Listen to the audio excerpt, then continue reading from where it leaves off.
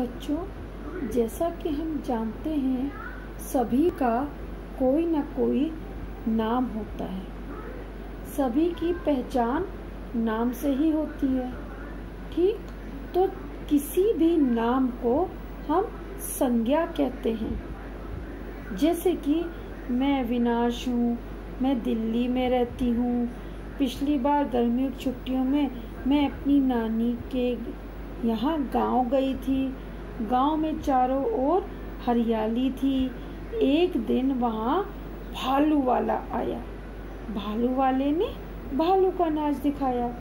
सभी बच्चों को बहुत मज़ा आया।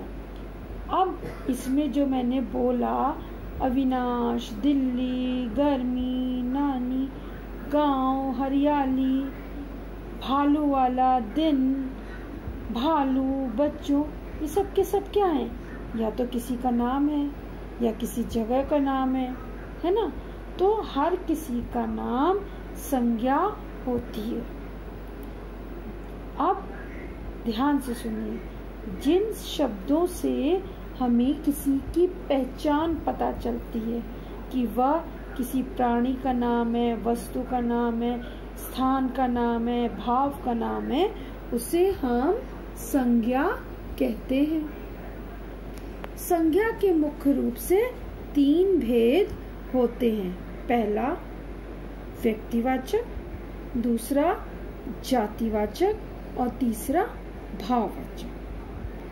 व्यक्तिवाचक संज्ञा वह संज्ञा होती है जब हम किसी विशेष व्यक्ति, विशेष वस्तु या विशेष प्राणी, स्थान का बोध कराते हैं। उनको हम व्यक्तिवाचक संज्ञा करते हैं। मतलब किसी भी का हम जब एकदम नाम ले लेते हैं, उनको हम व्यक्तिवाचक संज्ञा कहते हैं। बच्चों, व्यक्तिवाचक संज्ञा का कभी भी बहुवचन नहीं बनता। अब जैसे आपका अपना नाम, क्या उस नाम से कभी बहुवचन बन सकता है? जैसे मेरा नाम नीलम है, तो मेरा तो बहुवचन नहीं बन सकता है। आपका नाम का कहीं बहुवचन बन सकता है? तो व्यक्तिवाचक संज्ञा की सबसे बड़ी पहचान ये होती है कि उसका बहुवचन नहीं बनता। दूसरा आता है जातिवाचक संज्ञा।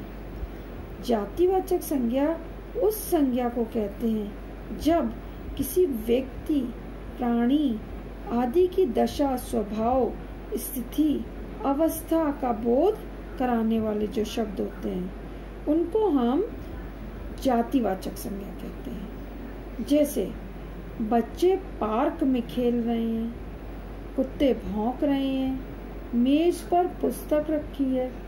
वहाँ पर बच्चे, पार्क, कुत्ते, मेज, पुस्तकें, ये सब क्या है? जातिवाचक संज्ञा। बच्चों, एक ध्यान देने वाली बात है कि संज्ञा के 3 ही भेद होते हैं। जो समूहवाचक या द्रव्यवाचक संज्ञा होती है वो जातिवाचक संज्ञा का ही रूप होती है। अब जातिवाचक जो संज्ञा होती है, इसका बहुवचन बनाया जा सकता है। जैसे बच्चा, बच्चे, पुस्तक, पुस्तकें, मेज, मेजें। तीसरी आती है भाववाचक संज्ञा। भाव का मतलब है कि हमारे अंदर उठने वाली भावनाएं। अगर हम कोई चीज़ खाते हैं, उसको जब हम महसूस करते हैं, हम किसी को देखते हैं, उसके बारे में जो हमारे मन में महसूस होता है, उसको भाववाचक संज्ञा कहते हैं। भाववाचक संज्ञा की सबसे बड़ी पहचान ये होती है कि वो चीज़ को हम महसूस करते हैं।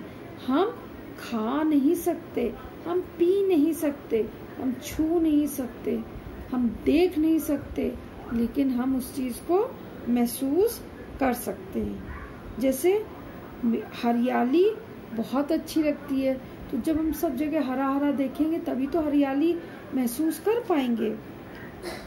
बोली की मिठास सबसे अच्छी होती है। अगर कोई बहुत अच्छी से बोलता है तो उसकी भाषा कितनी अच्छी लगती है। राजकुमारी की सुंदरता की सब जगह है।